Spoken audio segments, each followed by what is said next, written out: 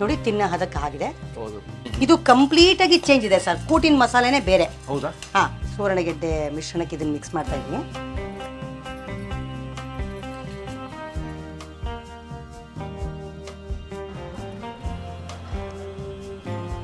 ರುಚಿಯ ದೀಪಗಳು ತೆರೆ ತುಂಬ ನಿಮ್ಗೆ ಹಂಗೆ ಹತ್ಕೊಂಡ್ಬಿಡ್ತವೆ. ಹಾಂ, ಅಬ್ಬಾ ಬಾಬಾ. ಸರಿ ಗ ಮ ಮ ಗರಿ ಗ ಮ ಪ ದ ನಿ ಸರಿ ದ ನಿ ದ ನಿ ದ ಸರಿ ದ ನಿ ಸರಿ ಗರಿ ಸರಿ ರೆ ಸರಿ ದ ನಿ ಸರಿ ಗ ಮ ಮ ಗರಿ ದ ನಿ ರೆ ಸರಿ ತೋ ಪ ನ ದ.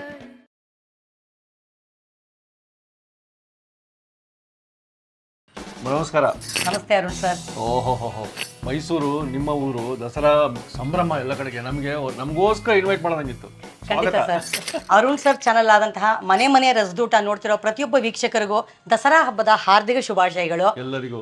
ಕೆಲವರು ದಸರಾದಲ್ಲಿ ಫಲಾರಗಳು ತಗೊಳ್ಳೋರು ಇರ್ತಾರೆ, ಅಥವಾ ಈರುಳ್ಳಿ ಬೆಳ್ಳುಳ್ಳಿ ತಿಂದೆ ಅಂತ ನವರಾತ್ರಿ ಕೂಡ ಸಂಕಲ್ಪ ಮಾಡಬೇಕು ಅಂತ ಎಷ್ಟೋ ಜನ ಇರ್ತಾರೆ. ಅಂಥವ್ರಿಗೆ ನಮ್ಮ ಹೋಟೆಲ್ ತುಂಬಾ ಉಪಯೋಗಕ್ಕೆ ಬರುತ್ತೆ. ಈರುಳ್ಳಿ ಬೆಳ್ಳುಳ್ಳಿ ಇಲ್ಲದೇ ಇರೋಂಥ ಒಂದು ಅಡುಗೆ ಮಾಡಿರ್ತೀವಿ ಪ್ರತಿ ಸಲ ಸಂಚಿಕೆಲ್ಲ ನಾನು ಹೇಳ್ದೋ ಹಾಗೆ.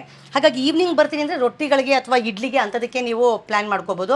ಇಲ್ಲ ಮಧ್ಯಾಹ್ನ ಊಟಕ್ಕೆ ಬರ್ತೀವಿ ಅಂತಂದರೆ ಪ್ಲಾನ್ ಮಾಡ್ಕೊಂಡ್ರೆ ಬೆಟ್ಟ ಅರಮನೆ ಅಂತದೆಲ್ಲ ನೋಡಿಕೊಂಡು ಈರುಳ್ಳಿ ಬೆಳ್ಳುಳ್ಳಿ ಇಲ್ಲದೇ ಇರೋಂತಹ ಅಚ್ಚುಕಟ್ಟಾದ ರುಚಿಯಾದ ಶುಚಿಯಾದ ಊಟಕ್ಕೆ ಚಾಮುಂಡಿಪುರಂ ಸರ್ಕಲಲ್ಲಿರುವ ಭೋಜನ ಪ್ರಿಯಾಗೆ ಬಂದು ಊಟ ಸೇವಿಸಬೇಕು ಅಂತ ಕೇಳ್ಕೊತೀನಿ ಎಲ್ಲಾರನ್ನು. ಮೈಸೂರು ಬರದೇ ಒಂದು ಸಂಭ್ರಮ. ಖಂಡಿತ ಸರ್. ಎಂತೆಂತ ಒಳ್ಳೊಳ್ಳೆ ಶೆಫ್ಸ್ ನಮಗೆ. ಹಾಗಾಗಿ ಇವತ್ತಿನ ಸಂಚಿಕೆಯಲ್ಲಿ ನಾನು ನಮಗೆ ಬೇಕಾಗಿಂತಹ ಕೂಟನ್ನ ಮಾಡಿ ತೋರಿಸ್ತಾ ಇದ್ದೀನಿ. ಹುಳಿ ಆಯಿತು, ಸಾರಾಯಿತು, ಬಿಸಿಬೇಳೆ ಭಾತ್ ಆಯಿತು, ವಾಂಗಿ ಭಾತ್ ಆಯಿತು, ಬೇರೆ ಇನ್ನೇನಾದರೂ ಮಜ್ಜಿಗೆ ಹುಳಿನೂ ಅಂತ ಆಯಿತು ಅಂತಂದರೆ ಸುಮಾರು ಇನ್ನೇನು ಮಾಡ್ಬೋದು ಅಂತ ಕೇಳಿದಾಗ ಹುಳಿ ಬಿಟ್ಟು ಡಿಫ್ರೆಂಟ್ ರೆಸಿಪಿಲಿ ಮಾಡ್ಬೋದು ಅಂದರೆ ಕೂಟನ್ನು ತೋರಿಸ್ಕೊಡ್ತೀನಿ. ಸಾಮಾನ್ಯವಾಗಿ ಕೂಟನ್ನ ನಾವು ಸುವರ್ಣಗೆಡ್ಡೆ, ಬಾಳೆಕಾಯಿ, ಗೋರಿಕಾಯಿ ಇಂಥದ್ದು ಮಾಡ್ತಾರೆ. ಗೋರಿಕಾಯಿ ಆಗಲಿ ಸುವರ್ಣಗೆಡ್ಡೆ ಆಗಲಿ ಶುಭ ಸಂದರ್ಭದಲ್ಲಿ ಮಾಡ್ಬೋದು. ಬಾಳೆಕಾಯಿ ಅಶುಭದಲ್ಲಿ ಬಳಸುವಂಥದ್ದಾಗಿರೋದ್ರಿಂದ ಬಾಳೆಕಾಯಿ ನಿಷಿದ್ಧ. ಸಾಮಾನ್ಯವಾಗಿ ಶುಭ ಸಮಾರಂಭಗಳಲ್ಲಿ ಬಾಳೆಕಾಯಿ ಬಳಸೋದಿಲ್ಲ. ಹಾಗಾಗಿ ಇವತ್ತು ನಾನು ಸುವರ್ಣಗೆಡ್ಡೆ, ಕಳೆಕಾಯಿ ಬೀಜ ಬಳಸ್ಕೊಂಡು ಕೂಟನ್ನ ಮಾಡೋದು ಹೇಗೆ ಅಂತ ತೋರಿಸ್ಕೊಡ್ತೀನಿ ನಿಮಗೆ. ಯಾವುದೇ ಹಬ್ಬಕ್ಕೂ ಇದು ವಿಶೇಷ ಸರ್. ಹಬ್ಬದಲ್ಲಿ ಹಬ್ಬಗಳು ಹೇಳಿದಲ್ಲ, ಮಠಗಳಲ್ಲಿ ಹುಳಿ ಕಂಟಿನ್ಯೂ ಮಾಡ್ತಾ ಇರ್ತಾರೆ. ಅಂಥದ್ರಲ್ಲಿ ಬಿಸಿಬೇಳೆ ಭಾತ್ ಮಾಡಿಲ್ಲ ಅಂದಾಗ ಕೂಟು ಮಾಡ್ಕೋತಾರೆ, ತರಕಾರಿ ಹಾಕಿ ಕೂಟು ಮಾಡ್ತಾರೆ. ನೋಡ್ಬಿಡೋಣ. ಕೂಟಿಗೆ ಬೇಕಾಗಿರುವಂತಹ ತರಕಾರಿಗಳು ತೋರಿಸ್ಕೊಡ್ತೀನಿ ನೋಡಿ. ನಾನು ಇದು ಹೇಳ್ಕೊಡ್ತಾ ಇರೋದು 3 ಜನದಿಂದ 4 ಜನಕ್ಕೆ ಆಗೋ ಒಂದು ಹದದಲ್ಲಿ ಹೇಳ್ಕೊಡ್ತಾ ಇದ್ದೀನಿ. ಸುವರ್ಣಗೆಡ್ಡೆ, ಕಳೆಕಾಯಿ ಬೀಜ ಹಾಕೊಂಡಿದ್ದೀನಿ. 1 ಉಂಡೆಲಿ ಅರ್ಧ ಹೆಚ್ಕೊಂಡಿದ್ದೀನಿ, ಅಷ್ಟೇ ಸಾಕಾಗುತ್ತೆ ತರಕಾರಿ. ಇಲ್ಲಿ ನೋಡಿ, 1 ಕಪ್ ತೊಗರಿಬೇಳೆ, ನಿಮಗೆ ಮೆನ್ಷನ್ ನಮಗೆ ಕೈ ಅಳತೆ ಗೊತ್ತಾಗೋದಿಲ್ಲ, ನಂಬರಲ್ಲೇ ಹೇಳಿ ಅಂತ ಕೆಲವು ಜನ ಕಮೆಂಟ್ ಹೇಳಿದರು. ಸೊ ಹಾಗಾಗಿ ಇದು 12ರಿಂದ 14 ಗುಂಟು ಬ್ಯಾಡಗಿ ಮೆಣಸಿನ್ಕಾಯಿ ತೊಗೊಂಡಿದ್ದೀನಿ. ಗುಂಟೂರು ತೊಗೊಳ್ಳೋದು ನಿಮಗೆ ಹೇಳ್ದಂಗೆ ಖಾರಕ್ಕೆ ಗೊತ್ತು. ನಾನು ಬಣ್ಣ ಮತ್ತು ರುಚಿಗೆ ಹಾಗಾಗಿ ನಾನು ಬ್ಯಾಡಗಿ ಮೆಣಸಿನ್ಕಾಯಿನ ಕಟ್ ಮಾಡಿ ಇಟ್ಕೊಂಡಿದ್ದೀನಿ, ಹುರಿಯೋಕ್ಕೆ ಈಸಿ ಆಗಲಿ ಅಂತ. 3ರಿಂದ 4 ಸ್ಪೂನ್ ಉದ್ದಿನಬೇಳೆ, ಇಂಗು, ಕರ್ಬೇವಿನ ಸೊಪ್ಪು, ಮೆಣಸು, ಒಣಕೊಬ್ಬರಿ, ಎಣ್ಣೆ, 4 ಕಾಳು ಚಕ್ಕೆ ಬೀಜ ಹಾಕೋರು. ಇದಕ್ಕೆ ಕಾಯಿ ತುರಿನೂ ಹಾಕ್ತಾರೆ, ಬಟ್ ಹುಳಿಗೆ ಕಾಯಿ ತುರಿ ಚೆನ್ನಾಗಿರುತ್ತೆ, ಕೂಟಿಗೆ ಕೊಬ್ಬರಿನೇ ತುಂಬ ಪ್ರಾಮುಖ್ಯವಾಗಿರುತ್ತೆ. ಹಾಗಾಗಿ ನಾನು ಅರ್ಧ ಹೋಳು ಕೊಬ್ಬರಿ ತೊಗೊಂಡಿದ್ದೀನಿ. ಈಗ ಈ ಬೇಳೆನ ತೊಳೆದು ಕುಕ್ಕರಲ್ಲಿ 3ರಿಂದ 4 ವಿಜಿಲ್ ಕೂಗಿಸ್ಕೊತೀನಿ. ಈಗ ಕುಕ್ಕರ್ ಕೂಗಕ್ಕೆ ಇಟ್ಟಿದ್ದೀನಿ. ಬೇಳೆ ಕೂಗೋದ್ರೊಳಗೆ ಕೂಟಿಗೆ ಬೇಕಾಗಿರುವಂತಹ ಮಸಾಲೆನ ರೆಡಿ ಮಾಡ್ಕೊಂಬಿಡೋಣ. ಸ್ವಲ್ಪ ಎಣ್ಣೆ ಹಾಕೋತೀನಿ, 1-1.5 ಸ್ಪೂನ್ ಸಾಕು. ಉದ್ದಿನಬೇಳೆ, ಮೆಣಸು, ಇಂಗು, ಚಕ್ಕೆ ಇದಿಷ್ಟನ್ನ ಹುರ್ಕೊಳ್ಳೋಣ ಫಸ್ಟು. ನಾನು ಹಿಂದಿನ ಸಂಚಿಕೆಯಲ್ಲಿ ನಾನು ತೋರಿಸಿದ್ದೀನಿ, ಹುಳಿಗೆ ಹಾಕಿರೋಂತಹ ಮಸಾಲೆಗಳೇ ಬೇರೆ ಇತ್ತು. ಇದು ಕಂಪ್ಲೀಟಾಗಿ ಚೇಂಜ್ ಇದೆ ಸರ್. ಕೂಟಿನ ಮಸಾಲೆನೇ ಬೇರೆ. ಹೌದಾ? ಹಾಂ, ಹುಳಿ ಮಾಡಿಬಿಟ್ಟು ಕೂಟು ಅನ್ನೋಕ್ಕಾಗಲ್ಲ, ಕೂಟನ್ನು ಮಾಡಿಬಿಟ್ಟು ಹುಳಿ ಅನ್ನೋಕ್ಕಾಗಲ್ಲ. ಯಾಕೆಂದರೆ ಹುಳಿ ಪುಡಿ ಹದನೇ ಬೇರೆ, ಕೂಟಿನ ಪುಡಿ ಹದನೇ ಬೇರೆ ಇದೆ. ಈಗ ನಾನು ಹೇಳ್ಕೊಡ್ತಾ ಇರೋದು ಕೂಟಿನ ಹದ. ಇದಕ್ಕೆ ಉದ್ದಿನಬೇಳೆ, ಮೆಣಸಿನ ಘಮನೇ ಬೇರೆ. ನಿಮ್ಗೆ ಅದರಲ್ಲಿ ಕಡಲೆಬೇಳೆ, ಉದ್ದಿನಬೇಳೆ, ಬ್ಯಾಡಗಿ, ಧನಿಯಾ, ಮೆಂತ್ಯ ಅದಕ್ಕೆ ಬಿದ್ದಿರೋ ಮಸಾಲೆನೇ ಬೇರೆ. ಹಾಗಾಗಿ ನಿಮ್ಗೆ ಇದು ತಿಂದ ತಕ್ಷಣ ಗೊತ್ತಾಗುತ್ತೆ ಹುಳಿ ಮಸಾಲೆ ಅಲ್ಲ, ಇದು ಬೇರೆ ಥರನೇ ಇದೆ ಹುಳಿ ಅಂತ ಗೊತ್ತಾಗುತ್ತೆ ನಿಮಗೆ. ಕೂಟೆ ಬೇರೆ ಡಿಪಾರ್ಟ್ಮೆಂಟ್, ಕೂಟೇನೇ ಬೇರೆನೆ, ಹುಳಿನೇ ಬೇರೆನೆ.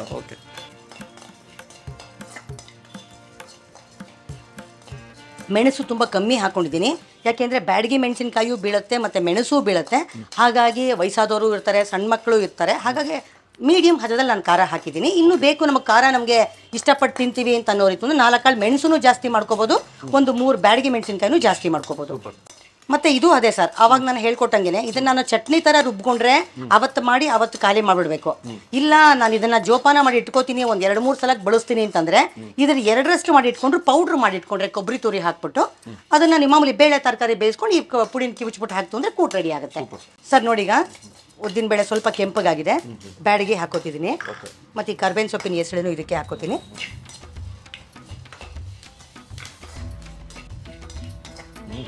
ಎಲ್ಲ ಚೇಂಜ್ ಆಗಿದೆ ಹಾಂ ನೋಡಿ, ಈಗ ಕೊಬ್ಬರಿ ತುರಿನೂ ಇದಕ್ಕೆ ಹಾಕೋತೀನಿ. ಉದ್ದಿನ ಬೇಳೆನ ಲೆಕ್ಕದಲ್ಲೇ ಒಂದು 3 ಇಂದ 3.5-4 ಸ್ಪೂನ್ ಹಾಕೊಳ್ಳಿ ಸರ್, ಸಾಕು. ಯಾಕೆ ಅಂತಂದ್ರೆ ಜಾಸ್ತಿ ಹಾಕೊಂಡ್ರೆ ಏನಾಗುತ್ತೆ, ಲೋಳೆ ಬಂದ್ಬಿಡುತ್ತೆ ಉದ್ದಿನ ಬೇಳೆ, ಹಾಗಾಗಿ ಹದವಾಗಿರ್ಬೇಕು. ಹಾಂ ಸರ್ ನೋಡಿ ಆಗಿದೆ. ಇವಾಗ ನಿಮಗೆ ಪರಿಮಳ ಬರ್ತಾ ಇರ್ಬೋದು, ಇಲ್ಲಿಗೆ ಗೊತ್ತಾಗತ್ತೆ ನೋಡಿ. ಉದ್ದಿನ ಬೇಳೆನೂ ಆಯಿತು, ಬ್ಯಾಡಗಿ ಎಲ್ಲ ಆಗಿದೆ. ಇದನ್ನೊಂದು 2 ನಿಮಿಷ ಆರಾಗಿ ಬಿಟ್ಬಿಡೋಣ. ಈಗ ಬೇಳೆ ಬೆಂದಿದ್ದಾಗಿದೆ. ಸುವರ್ಣ ಗೆಡ್ಡೆನ ಈ ಹದದಲ್ಲಿ ಮಾಡ್ಕೊಂಡಿರೋದ್ರಿಂದ ಒಂದು ವಿಜಿಲ್, ಕಳಕ ಬೀಜ ನಮಗೆ ಡೈರೆಕ್ಟಾಗಿ ಬೇಯೋದಿಲ್ಲ, ಹಾಗಾಗಿ ಕುಕ್ಕರ್ಗೆ ಹಾಕಿ ಒಂದೇ ಒಂದು ಕೂಗಕ್ಕೆ ಇನ್ನೇನು ಬಂತು ಅನ್ನೋ ಅಷ್ಟೊತ್ತಿಗೆ ಆರಿಸಿ ತೆಗೆದಿದ್ದೀನಿ ನೋಡಿ. ತಿನ್ನೋ ಹದಕ್ಕೆ ಆಗಿದೆ. ಬೇಳೆ ರೆಡಿಯಾಗಿದೆ, ತರಕಾರಿ ರೆಡಿಯಾಗಿದೆ. ನಾನು 3 ರಿಂದ 4 ಜನಕ್ಕೆ ಅಂತ ಹೇಳಿರೋದ್ರಿಂದ 1.5 ಹಿಡಿ ನಾನು ಕಡಲೆಕಾಯಿ ಬೀಜ ಹಾಕಿದ್ದೀನಿ ಅಷ್ಟೇ ಅಳತೆ ನೋಡಿ. ಬೇಳೆ ಬೆಂದಿದೆ. ಈ ಬೆಂದಿರೋಂತಹ ಚೂರ್ಣ ಗೆಡ್ಡೆ ಮತ್ತು ಕಡಲೆಕಾಯಿ ಬೀಜ ಇದಕ್ಕೆ ಹಾಕೋತೀನಿ. ಇದೊಂದು ಚೂರು ಕುದಿ ಬರೋದ್ರೊಳಗೆ ಮಸಾಲೆ ಮಾಡಿ ಇಟ್ಕೊಂಡಿರೋದನ್ನು ರುಬ್ಕೊಂಡ್ಬಿಡೋಣ.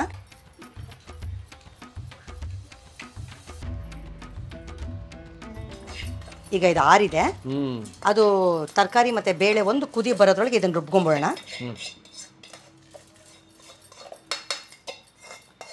ಯಾವುದೇ ಪದಾರ್ಥ ಆಗಲಿ ಸರ್ ಸಿಹಿಬಾರ್ದು, ಹಂಗನ್ಬಿಟ್ಟು ಹಸ್ಕಲ್ಲೇ ತೆಗಿಬಾರ್ದು.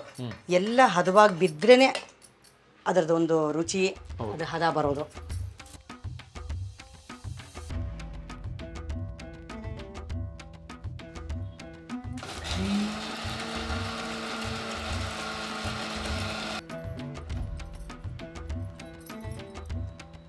ಇದು ಚೆನ್ನಾಗಿ ನುಣ್ಣಗಾಗಬೇಕು, ತರಿ ಇದೆ. ಇನ್ನು ಸ್ವಲ್ಪ ರುಬ್ಕೊಳ್ಳೋಣ.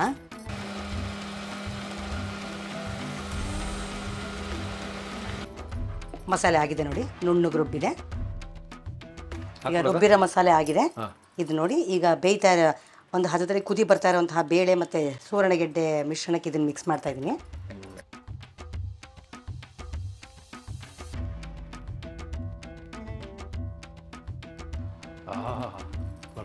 ಅವಾಗೆಲ್ಲ ನಮ್ಮ ವಯಸ್ಸಾದವ್ರು ಹಿರಿಯರೆಲ್ಲ ರುಬ್ಬಿ ಮಾಡ್ತಾ ಇದ್ರು ಸರ್. ಆ ಘಮ, ಆ ರುಚಿ ಹೋಗೇ ಬಿಡುತ್ತೆ ಇವಾಗ.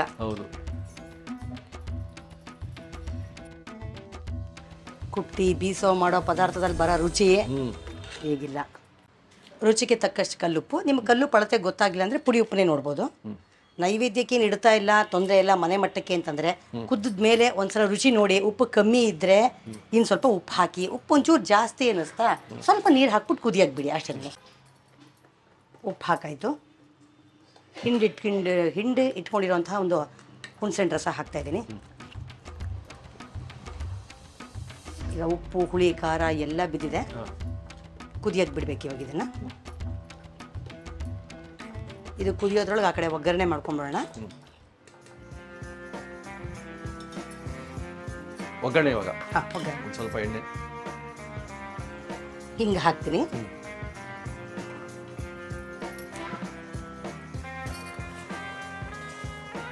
ಸಾಸಿವೆ, ಒಂದು 4 ಒಣಮೆಣಸಿನ್ಕಾಯಿ ಚೂರು ಆಗಿದೆ. ಈಗ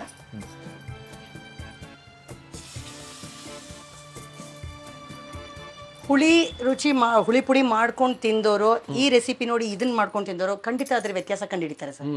ಹುಳಿನೇ ಬೇರೆ, ಕೂಟೆ ಬೇರೆ ಅಂತ ಕಂಡುಹಿಡಿತಕ್ಕ ಗೊತ್ತಾಗತ್ತೆ ಅವ್ರಿಗೆ. ಕುದಿ ಬಂದಿದೆ ನೋಡಿ. ಹೌದು, ತುಂಬ ತೆಳ್ಳಗೂ ಬೇಡ ಸರ್, ತುಂಬ ಗಟ್ಟಿಗೂ ಬೇಡ.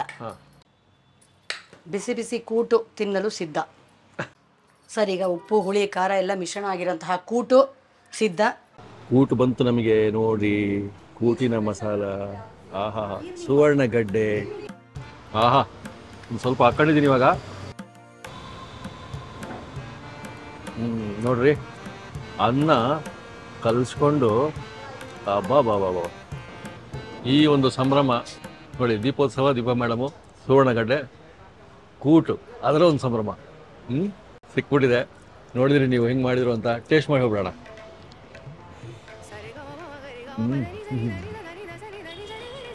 ಆಹಾ, ರುಚಿಯ ದೀಪಗಳು ತೆರೆ ತುಂಬ ನಿಮ್ಗೆ ಹಂಗೆ ಹತ್ಕೊಂಡ್ಬಿಡ್ತವೆ. ಹಾಂ, ಬಾಬಾ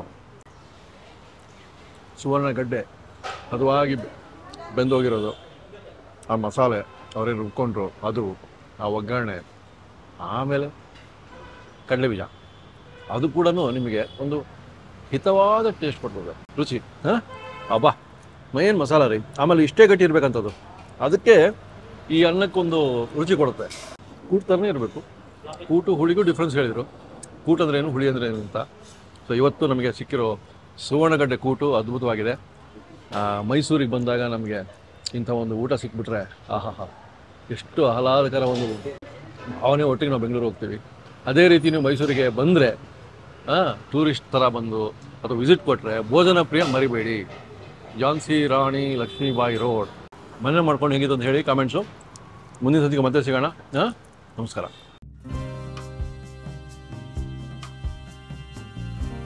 ದಸರಾನೂ ಅಷ್ಟೇ ತುಂಬ ಚೆನ್ನಾಗಿತ್ತು, ದೀಪಾಲಂಕಾರ ಎಲ್ಲ ತುಂಬ ಚೆನ್ನಾಗಿತ್ತು.